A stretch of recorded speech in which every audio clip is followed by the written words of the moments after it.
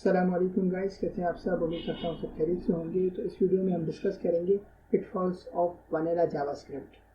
सबसे पहले ये देखेंगे कि वनीला जावास्क्रिप्ट क्या है। जिस तरह आइसक्रीम के अंदर बेसिक फ्लेवर वनीला होता है, इसी तरह जावास्क्रिप्ट के अंदर अगर आप बगैर किसी फ्रेमवर्क का यूज़ किए जावास्क्रिप्ट का कोड लिखते हैं तो आप वनीला जावास्क्रिप्ट कहलाती है। So let's discuss the pitfalls of JavaScript. Number 1, type checking. So JavaScript का जो की फीचर है कि JavaScript आपको कोई रिस्ट्रिक्शन नहीं लगाता how to structure your code.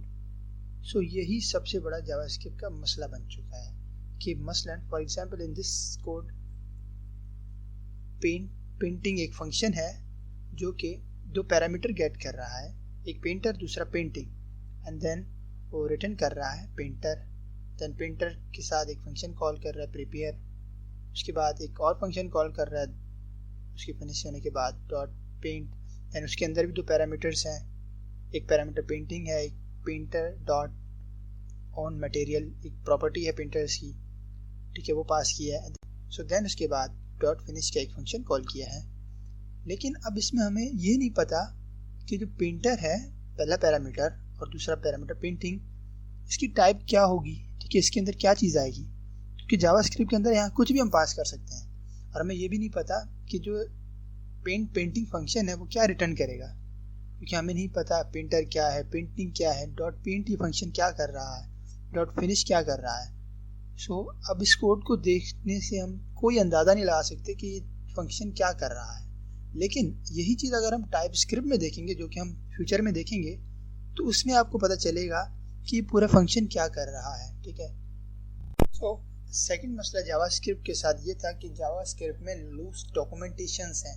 मसलन कि जावास्क्रिप्ट में आप किस तरह अपने डॉक्यूमेंटेशन को डिस्क्राइब करेंगे, ऐसी कोई चीज़ नहीं है। डेवलपर्स ने एक जेएस डॉक को यूज़ करते हुए अपने कोड को डिस्क्राइब करते हैं, लेकिन इसमें भी चंद प्रॉब्लम्स हैं।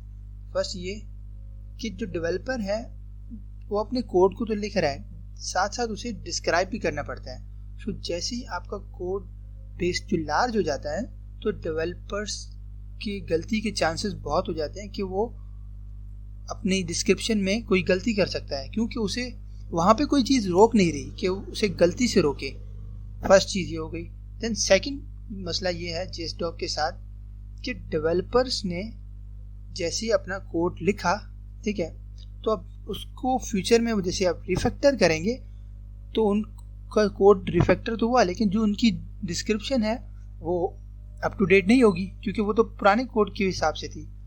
सो तीसरा मसला ये है, अगर वो डेवलपर अपनी डिस्क्रिप्शन को अपडेट करना चाहे भी तो वो इतना लेंथी प्रोसेस हो जाता है कि वो डेवलपर्स चाह के भी ये नहीं कर पाते, क्योंकि आप काफ़ी जगह देखेंगे कि जो कोड है वो तो अपडेटेड है लेकिन उसकी डॉक्यूमेंटेशंस अपडेटेड नहीं होती, क्योंकि ये बहुत मुश्किल होता है डेवलपर्स के लिए कि वो अपने कोड को तो करें मैनेज, देन उसके साथ साथ डिस्क्रिप्शन को भी अच्छे से मैनेज करें, क्योंकि जो कोड होता है वो बहुत हंड्रेड्स ऑफ फाइल्स होती हैं। So the another downside of vanilla JavaScript is weak tooling. जब भी आपको वनीला जावास्क्रिप्ट में लार्ज चेंजेस को ऑटोमेट करना होता है तो ये बहुत डिफिकल्ट हो जाता है और आपके कोड के बारे में इंसाइट भी नहीं मिलती।